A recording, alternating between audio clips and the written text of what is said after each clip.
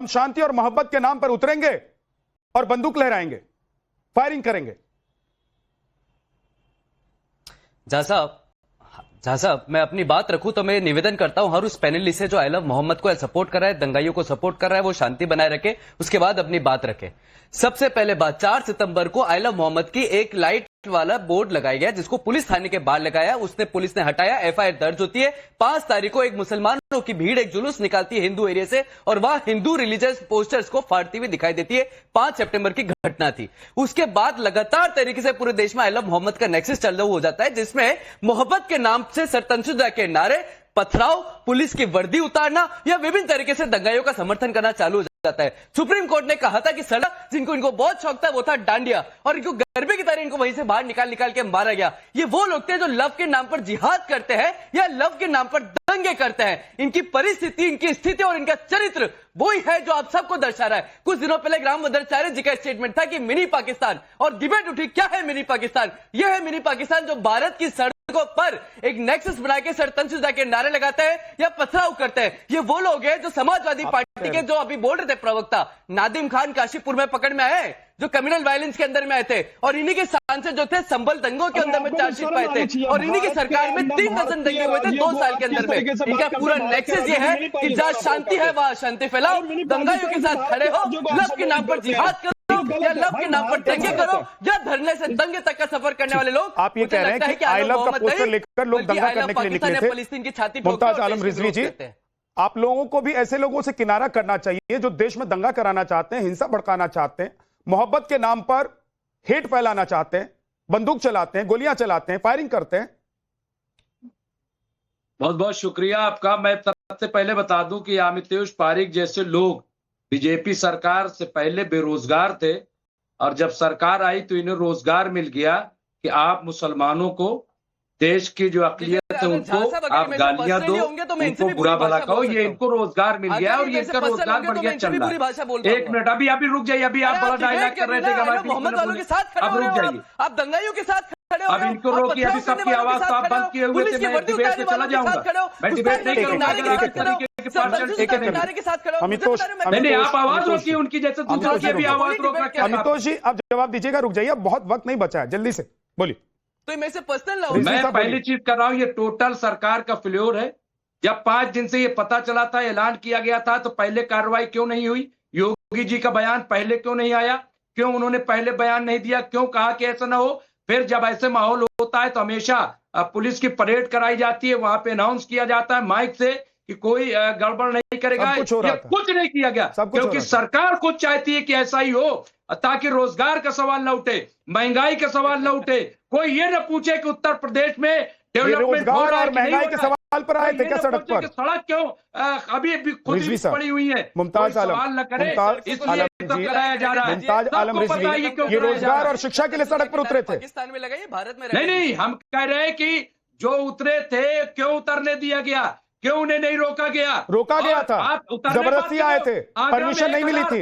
आगरा में हजारों लोग तलवार लेके कौन गए थे जी? बताइए आप, कौन गए थे? जहां साहब आगरा में हजारों तलवार लेकर के, और अभी फतेहपुर पुलिस ने उनको भी हमला किसने किया था? पुलिस ने उनको भी खदेड़ दिया था। किसने किया था? अभी मॉब लिंचिंग हुई अलीगढ़ में, किसने, कौन जिम्मेदार है मॉब लिंचिंग का? अभी 7 साल का, और ये जो सरेआम लिंचिंग हुई इसका कौन जिम्मेदार है? ये जो सरेआम लिंचिंग हो रही है उसका कौन जिम्मेदार है? तय करते थे वो मॉब लिंचिंग है।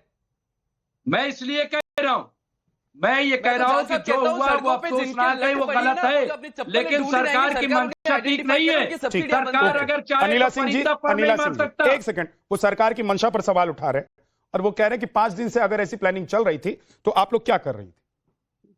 ये मुमताज आलम रिजवी कह रहे हैं कि अमितोष जी को नौकरी भारतीय जनता पार्टी ने दे दी, रोजगार दे दिया। इनको किसने दिया है? समाजवादी पार्टी ने दिया है, मुमताज आलम रिजवी, या कांग्रेस ने दिया है आपको रोजगार? जरा बता दीजिए, किसके पैसों पे पल रहे हैं आप? समाजवादी पार्टी के पैसों पे पल रहे हैं या कांग्रेस के पैसों पे पल रहे हैं, या कहाँ के पैसों पे पल रहे हैं? कतर के पैसों पे पल रहे हैं? कहाँ के पैसों पे पल रहे हैं आप? किसने रोजगार आपको दिया हुआ है? जरा उसका खुलासा भी कर दीजिए। और मैं एक ही बात यहाँ पर कहना चाहूंगी, जो तौकीर रजा कहते हैं मुसलमान कंफर्टेबल नहीं, मुसलमान बड़ा कंफर्टेबल था। जब दिल्ली के सीरियल ब्लास्ट हुए, वाराणसी बॉम्बिंग हुई, मुंबई ट्रेन ब्लास्ट हुए, मालेगांव बॉम्बिंग ब्लास्ट हुए, समझौता ब्लास्ट हुए, जयपुर ब्लास्ट हुए, अहमदाबाद बॉम्बिंग हुई, दिल्ली बॉम्बिंग हुई, मुंबई अटैक हुआ, पुणे अटैक हुआ, मुंबई ब्लास्ट हुए, दिल्ली ब्लास्ट हुए, हैदराबाद ब्लास्ट हुआ। तब तौकीर रजा जैसे मुसलमान बहुत कंफर्टेबल थे। आज जब उरी अटैक होता है, पुलवामा अटैक होता है, पहलगाम का बदला लिया जाता है, तो वो बहुत अनकंफर्टेबल और सिक्योर्ड हो जाते हैं। तमाशा बना के रखा हुआ है। जाके अपने आका जिसने आपको बैठाया हुआ है ना, रोजगार दिया हुआ है, उससे कहो थोड़ी अकल लगाए। और उत्तर प्रदेश में तो सड़कों पर अगर दंगा करने की कोशिश करी, पंगा करने की कोशिश करी, तो समझ लो योगी आदित्यनाथ जी ने आज क्या बयान दिया है। फिर रोते हुए मत घूमना। नहीं, लेकिन अनिला जी, तेजस्वी यादव, असदुद्दीन ओवैसी कह रहे हैं कि भाई ये लोग जाते हैं मस्जिद के सामने बाजा बजाते हैं। तेजस्वी यादव कह रहे हैं कि आप लोगों को मजा आता है, आप लोग की पार्टी ही दंगों वाली है, जहां आपकी सरकार होती है वहां दंगे होते हैं। तब तो इनके मुंह पे ताला लग जाता है। जब वाराणसी बॉम्बिंग होती है तब तो कुछ नहीं बोलेंगे। हाँ, जब समझौता एक्सप्रेस में तीर्थ यात्री लौटते हैं और उनको जिंदा जला दिया जाता है, तब तो ये लोग बड़े कंफर्टेबल होते हैं। अरे कौन सा उदाहरण दे रहे हैं? उत्तर प्रदेश में चाहे कोई भी व्यक्ति किसी भी धर्म से आता हो, अगर उसने अराजकता फैलाई तो उसको सबक सिखाया जाएगा। बात यह है 99% पॉलिटिकल पार्टीज भारतवर्ष में आज तुष्टीकरण की राजनीति कर रही हैं। उन्होंने आदत इनकी बिगाड़ दी है। मात्र भारतीय जनता पार्टी जब कहती है जय जय श्री राम, तो इन लोगों को मिर्च लग जाती है। ठीक, अरे हम आपका अपमान नहीं कर रहे। आखिरी 20 सेकंड अखिलेश जी, अखिलेश कटियार, आखिरी 20 सेकंड। ओके मैम, आखिरी 20 सेकंड, सिर्फ 20 सेकंड। मैं झा साहब सिर्फ इतनी बात कहना चाहता हूं कि जब ये बात बलरामपुर में होती है, 6 साल से चल रहा है, यहां 6 दिन से चल रहा है, आप जिहाद की बात करते हैं। एक बार और जब उत्तराखंड में होता है नकल करते, पूरी डिबेट खत्म हो गई। तौकीर रजा के लिए बोल दीजिए सही या गलत। सड़क पर जो लोग निकले, जिन्होंने बंदूक चलाई, उनके लिए एक बार बोल दीजिए सही या गलत। मैं ये कहता हूं कि इस भारतीय जनता पार्टी से उत्तर प्रदेश और अरे भारतीय जनता पार्टी को आप लोग दिन रात कोसिए, विपक्ष में बैठे हुए हैं, आपका काम है। ये तौकीर रजा, ये सड़क पर उतरकर जो हिंसा हुई है, उन लोगों के लिए एक बार यस और नो बोल दीजिए। ये क्या कर रहे हैं? सही कर रहे हैं, गलत कर रहे हैं? वालों को जो काम मैं कर सकता हूँ वो करने के लिए तैयार हूँ। मेरा काम है अमन शांति का पैगाम फैलाना, पैगंबर इस्लाम की तालीमात को स्पष्ट नजरिए के साथ पेश करना, और ये काम मैं अनिला सिंह को देता हूँ जिम्मेदारी, और आप भी दीजिए। अनिला सिंह लखनऊ में बैठी हो या दिल्ली में बैठी हो, चल करके बरेली आ जाए और ये जिम्मेदारी को निभा लें।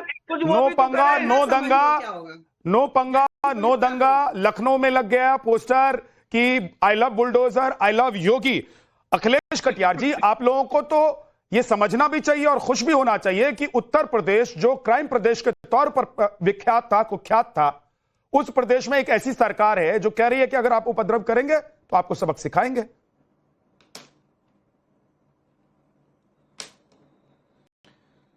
झा साहब, मैं बिल्कुल सहमत हूं।